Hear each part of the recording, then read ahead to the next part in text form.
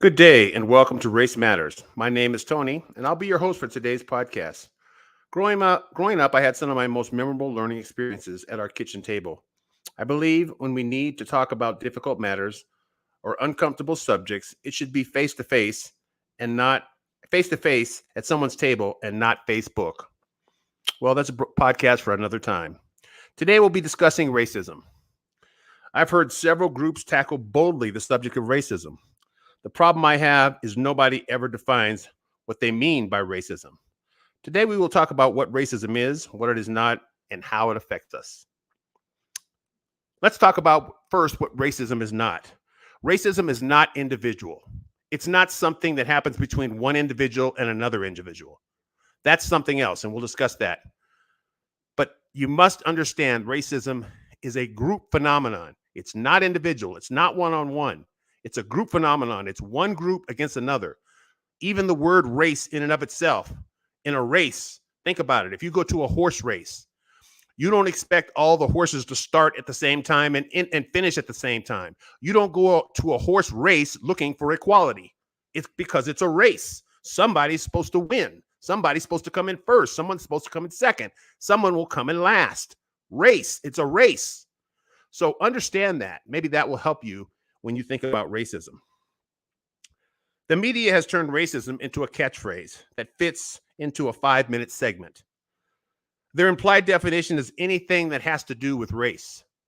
You know, somebody could walk up to me, let's say a white person walks up to me and says, Tony, let me ask you something. Why do black people eat so much fried chicken? You know what I'd say to that person? I'd say, you've been paying attention. You're right. Black people do eat a lot of fried chicken. I would not come back at that person with, that's racist. You can't say that. That's a racist comment. Well, first of all, he just said it. And I would commend him for saying it because I would say, you're paying attention. You're watching us. Black people do eat a lot of fried chicken. And you could sit back and try to be bougie and say, well, I eat it only grilled, or I don't eat that stuff and I've never eaten it. Well, I bet you your father ate it. I bet you your mother ate it. I bet you his mother and father ate it. That is part of our culture, whether we like it or not. And let me tell you something. The reason we eat fried chicken, because it tastes good. And it's the fastest way to get it to your mouth. If you bake it, it takes an hour. If you broil it, you can get it in there pretty fast, but that's tough. If you boil it, that takes an hour. If you barbecue it, that takes an hour. Fried chicken is in your mouth in 8 minutes. You're eating it in 8 minutes after you put it in that fryer. So that's one of the reasons why we eat it. But again, if a white person said that to me, I would not accuse him or her of being a racist. Now, I would tell them, you might want to be careful saying that to certain black people because they will go off on you.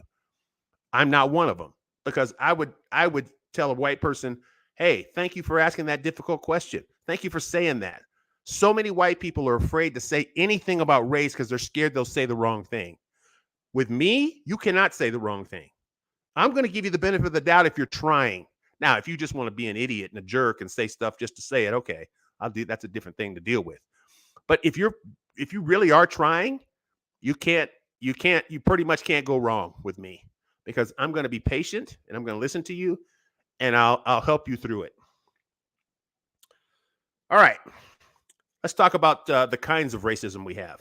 We're going to talk about 2 different types of racism. First, we're going to talk about primary racism, which I believe is the whole crux of racism. Now, I'm not going to steal this without giving credit. This is not my definition. It comes from a man named Dr. A. That's not his real name, but I'm just going to say Dr. A. And he has a doctorate, and he's very well renowned. I don't want to put his name out there yet until I do a few more podcasts, and then I'll tell you all about him and all about the fabulous books that he has, of which I've read all of them. But anyway, his name is Dr. A. And this is a paraphrase of his definition. So here we go. Primary racism. Racism is a competitive relationship between groups of people who are competing for the same wealth, resources, and political clout. When one group gets so much of those 3 things that they can hurt and injure another group for their own good, they're practicing racism. Now, that is probably something you've never heard. You get on the news and you hear somebody saying, oh, racism is when 2 group two people don't like each other, or racism when people make jokes about each other, or racism is when somebody makes a stereotype about another person. No, that's not racism. You see, this definition right here tells me a couple of things. Number one, it tells me it's a group phenomenon, as I told you early. It's one group against another. And as we talk about racism here, we are going to be talking about black-white relationships.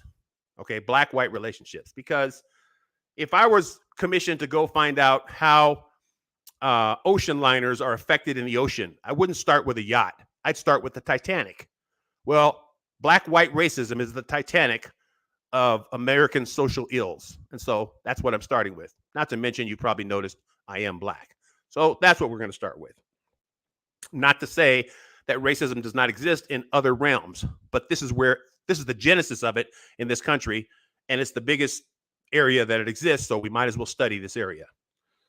Okay, so given the definition I just gave you, another thing you have to realize is no black person can be a racist under this definition.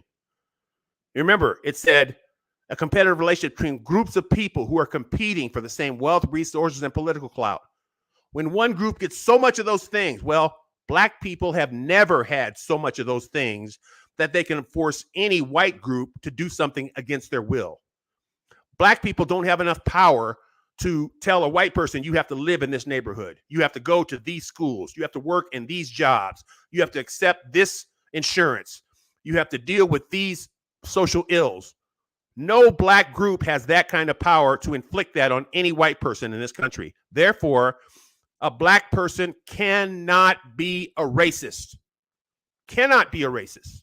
Now, we'll talk about what a black person can be in a second, because now some of you have already turned this off because you think you know what you're talking about. Please stay with me for a minute, and let's see if you don't learn something. Okay? Racism is seen as a social issue, but rarely seen as an economic issue. The reason someone has to give up, the reason is someone has to give up something. With an economic issue, if racism is an economic issue, which it is, then that means somebody has to give something up economically to help the other group. And see, in this country, what we want to do is, to black people, is we want to give us symbolism. Like, ooh, we got a president from 2008 to 2016. We have a black president. And you know what I said to that? Whoopee. Because that didn't change anything. I didn't expect it to change anything. I was happy that out of 44 presidents, we finally got one that was black. I'm not going to lie and say I wasn't happy about that. But I had absolutely no expectations of receiving anything as a black person, because this was the first black president. He can't go in there and start talking about demanding things for black people. No, he couldn't do that. So I knew that wasn't going to happen. I didn't expect it to happen. But it does happen when a white person becomes president, because that's how it works. It's called quid pro quo, something for something. See, black people were not really good at playing that game. That's another podcast. But white folks are very, very good at it. And they expect something. When they give you their vote, you have to deliver them something. For us, just give us some symbolism. Like President Biden said, we're going to give you Juneteenth. Most black people don't even know what Juneteenth is. They don't have a clue because it wasn't studied in school. I didn't know what it was till I was in my 40s. I didn't know what Juneteenth was growing up. We never studied. Well, okay, I can't say I didn't hear about it. I did hear the term, but if someone asked me in my 30s, what's Juneteenth? I'd say, I don't know. I know it's some black thing, and I know it's some celebration of something, but that's about as far as I'd have gone. I had no idea what it was until a black woman explained it to me, and I was like in my mid-40s when that happened. Okay, so I'm not blaming anybody for not knowing what that is, because I didn't know, and I'm black. But the point is, it's symbolism. Getting a day off from work does not change our social situation. It does not change our lack of wealth opportunities. It does not change anything that ills black people today. It's just symbolism. We got a day off. Okay? And so that's not going to work. Let us continue. So that was primary racism. Now let's talk about what I call secondary racism. Secondary racism are really the efficacies of racism. There are things like bias, prejudice, stereotypes, bigotry, discrimination. Those things anyone can be. A black person can be biased. A black person can be prejudiced. A black person can stereotype a white person or stereotype themselves. A black person can be a bigot, think they're better than another person because of the color of their skin. A black person can discriminate. None of these 5 things are against the law. It's not against the law to be biased. It's not against the law to be prejudiced. It's not against the law to stereotype. It's not against the law to be a bigot, and it's not against the law to discriminate. Those things are all legal things we can do in this country. They're legal. And so, again, when you look at that, you go, but how do these things affect us? You see, every single person in America is affected by secondary racism. Every single one. We watch television. We listen to radios. We're on computers. We're on our cell phones. I'm a marketing major. There's a thing called the principle of 11, where if you show somebody something 11 times, the 12th time they'll probably act on it. That's why they keep showing you that Taco Bell commercial over and over and over again. And finally you say, I got to have one of those chalupas. I got to try that thing, see what it tastes like, because it keeps getting into you. So think about how many times you've been bombarded with things about black people. And I'm going to share some of those in a minute. Think about how much you've been bombarded with those things. Don't tell me you can't be affected by them. Please don't tell me that. You are, whether you're black or white. You are affected by what you see in the media. You are affected by what people tell you. You are affected by what you see from your favorite news station. You're affected by what you continue to hear your friends and the people that are your loved ones and the people that you're close to. You're affected by those things. And when you see them over and over and over and over again, pretty soon you start believing it. And especially when you've never been to that person's place of residence, when you've never gone to where that person lives, where you've never seen that person's lifestyle, where you've never been around that person. You know, I like to tell my white friends, I say, listen, guys, in your suburb where you live, let me ask you something. Where's the Martin Luther King Boulevard? How about Malcolm X Boulevard? Because there's one of those in almost every black city in America. And you know what else there is in almost every black city in America? There's a Washington Boulevard. There's a Jefferson Boulevard. Guys that owned us, we have to have streets named after them. But I go to your neighborhood. I don't see any blackness. I don't see any representation of it because you're allowed to completely wash us out. You're allowed to do that in your neighborhood. That's okay. We have to be reminded of people who conquered us. Like I say, go to any black city in the country. You will find Adams, Washington, Jefferson, Madison. You'll find those streets in the neighborhood. You'll find them. But again, I'm still looking, and maybe some city has done it out there. But I'm still waiting to go to the white suburb and see Martin Luther King Boulevard. Now, it doesn't have to be Martin Luther King. It could be Benjamin Banneker. It could be Frederick Douglass. It could be W.B. Du Bois. It could be George Washington Carver. I could go on and on. Fannie Lou Hamer, whatever. But just acknowledge that we did do something and we have contributed to the growth of this nation and we deserve to have something named after us. But I don't see that. I don't see it. And so, again, secondary racism are the things we just discussed. Now, let me talk to you about some things I face on a daily basis. You know, I'll be getting ready to go to a store, and I go inside the store, and I'll be in line, and the cashier will be talking to a white person who was at the cash stand. You know, whatever they're talking about. The white person will then exit, and I'll come up. No hello, no how you doing, no nothing. I put my food there. I might even say hello or how are you? Sometimes I get a response, sometimes I don't. I buy my stuff and I walk away. Now, that person might have had a bad day, but I'm telling you, this happens to me several dozen times a year. I'm a pretty gregarious person. I like to talk to people. I like to say hello and I speak to people. If I see somebody and I make eye contact, how are you? Hello. That's just the way I was raised. That's what I do. Doesn't matter what color you are. I'm gonna speak to you. And so those things happen. At work, I get into an elevator with someone that does not know me at my job. Now, I work for the Department of Defense in a nice building, a nice air conditioned building. And I realize not everybody knows who I am, but a lot of people do. The people who know I am treat me like gold, especially the people I work immediately around. They treat me like gold, like gold. But there are people that don't know me. And I've gotten into elevators and I've seen that person move to the, further away from me. I've seen that white woman clutch her purse because she's a little bit scared of me and doesn't know me. Okay. Those things happen. Again, I don't know that woman's life. I don't know her background. I don't know what she's gone through. I'm telling you, though, this has happened more than once in my life. Whenever I go to the self-check when I go to Walmart or whatever to buy my groceries, I'm always being looked at. There's always somebody checking to say and make sure that I pay my money. I'm the last person that's going to steal something out of a store. I always make sure I have a receipt. If I don't know how to do something, I call the cashier over and ask him how to do it. But I'm used to that. I'm used to always being looked at. If I go parking in a grocery store, this happened when I used to live in Lakewood. I would go to park, and just as I was getting out of my car, a white woman would pull up.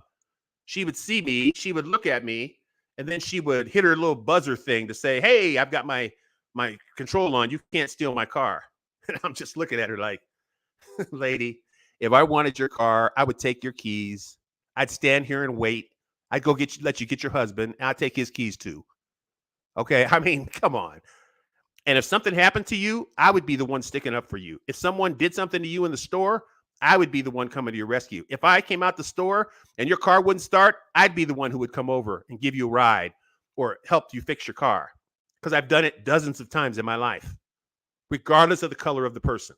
Okay, so it's hard when you know that you're not a bad person, but people look at you that way because of the stereotypes that they're under, or because of maybe the experiences that they've had in their life. So let's continue. One of the other big ones is speaking to people with no response. There are lots of times, and this happens, I would say this happens weekly in my life, where I will speak to a white person. How are you? Hello. No response. Nothing. They don't look at me. They don't say anything. Again, maybe they didn't hear me. Maybe they're having a bad day. Maybe, I don't know what. But you cannot tell me that this happening on a weekly basis for almost 60 years of my life, that some of this doesn't have to do with race. You cannot tell me that. Okay, I'm just not going to buy it. Okay. Secondary racism is the reason our beautiful Black women struggle with their body image, because the American standard of beauty is blonde hair, blue eyes, limited hips, and limited thighs. That's the standard of beauty in this country. And so our beautiful Black women struggle with that. I'm going to be honest. I think Black women are the most beautiful women on earth. And I think Asian women are the second most beautiful women on earth. That's just me. Okay? That's just me. And yet, I don't see those people lifted up as beautiful people very often, unless they look like Halle Berry. I don't see them as that. I make it a point. If I see, I do this with any kid, doesn't matter what color they are, but I do make a special point. If I see a beautiful, if I see a Black child that's maybe really dark skinned, I will go to that girl and say, "You are a beautiful girl," because I want her to know, just because your skin's dark, don't you think you're not beautiful? Don't you think that for 1 second? So I'll go up and say that to the kid. Don't have to know them. I will do it. Okay. I'll also do it to an Asian little girl. I have girls. Okay. I have 3 girls. So that's kind of where I live there. But I just make it a point to do that, because I don't want people to be a prisoner to what the media tries to tell them. And believe me, there are kids out there that suffer with that and go through that. Secondary racism is also the reason why some police officers see a Black kid wearing a hoodie and it evokes fear. And when a white kid wears the very same thing, he's just a confused kid who doesn't mean them any harm. Secondary racism is the reason Larry Bird is a basketball genius who outthinks his opponents and wins with guile and guts, while LeBron James is a beast who overpowers his opponents with brute force. We must understand another thing about racism. Racism is a trauma. It is a trauma. I've lived in Denver for 20. I've lived in Denver for almost 25 years. 20 years ago, we had the Columbine shooting. What an incredible tragedy! 15 people lost their lives. And as soon as that happened, they brought in psychiatrists and psychologists and people to help those kids get through that incredible trauma. And I'm all for that, 100%. In fact, I worked with a guy who was a student there when they had that shooting. He's still traumatized, and he's almost 40 years old now. He's still traumatized from that. We had a shooting at work. We had a shooting exercise, and he couldn't participate in it because he's still traumatized from that act that probably happened over 20 years ago. So, man, I have total sympathy for that act and what happened. But here's what I don't understand. Why hasn't any allocation of resources being given to Black people who continually face the trauma of racism and have faced the trauma of going through slavery, Jim Crow, legal segregation, which is also the same as Jim Crow, and now mass incarceration? We've gone through all of that. We're still at the bottom of the barrel in this country in most everything. And yet we are in trauma. We live in trauma all the time. Where are our resources? Why hasn't the government said, you know what? Black people have gone through some incredible things. Part of the trauma is not knowing our own history, not even knowing what we've done in this country. You imagine going to school and thinking that you did nothing, thinking that you just were somebody that did absolutely nothing. You just were some guy that, all right, I just went around saying ooga booga all the time, but I never did anything. And so that's why they grabbed me and took me to America so they could save my soul because, I was just a heathen and I couldn't do anything. We know that's not true. We know Black people did great things. We know there were incredible, great civilizations in Africa. And we also know that every single white person in this country is an African American because the cradle of civilization is Africa. We know that. I'm not making that up. Those are facts. Those are facts. And so it's hard when you look at these things and you see the trauma that we continually face. I wonder how much the government allocated for the continual trauma of racism to Black people. Again, not much. Imagine coming out of 250 years of slavery in 1865. You can't read. You can't write. You have no land. You have no money. You have no place to live. You have no job. You have no food. You're a second-class citizen. You're 3/5 of a human being. You have nothing that a white man is bound to respect. You can't vote. You live under legal segregation. Your hope has been snatched away, and you have another 100 years of Jim Crow to face. So when people try to tell me that Black people should just get over slavery and they should just stop talking about it, and well, I'll stop talking about it when something has been done to acknowledge that it happened. Even if nothing is given, even if there is no economic solution for it, I at least want it on the record. Because I tell you what, Black people are the most amazing people on earth for what we've had to go through. We should have been wiped out a long time ago. The trauma that we've been under and the things that we've had to go through, you should be glad we're not just walking around crazy and just, drooling on ourselves. And the fact that a Black person can exist in this country with what we've had to deal with and what we still have to deal with, to me is absolutely amazing. I applaud every Black person that does that because it's amazing when you look at it and you look at what you're going through. I want to read a Bible verse here. In closing, I'm almost done here. I want to read a Bible verse, which I had up. Okay. It's in Mark chapter 8, verse 22. And they came to Bethsaida, and some people brought to him a blind man and begged him to touch him. And he took the blind man by the hand and led him out to the village. And when he had spit on the man's eyes and laid his hands on him, he asked him, "Do you see anything?" And he looked up and said, "I see people, but they look like trees walking." Then Jesus laid his hands on his eyes again, and he opened his eyes. His sight was restored, and he saw everything clearly. And he sent him on his way home. Okay, so here's a man here, and he comes in contact with Jesus. He's a blind man. He comes in contact with Jesus, the great healer, one of the many names that you could give him, the great healer. And he puts his hands on him, and the man says, "Well, I'm not blind anymore. I see people, but they look like trees." And this insight was given to me by a very, very good friend. So I must give credit to that friend. His name's Carlos. He gave me this. He told me this, and I thought this was a great, great analogy.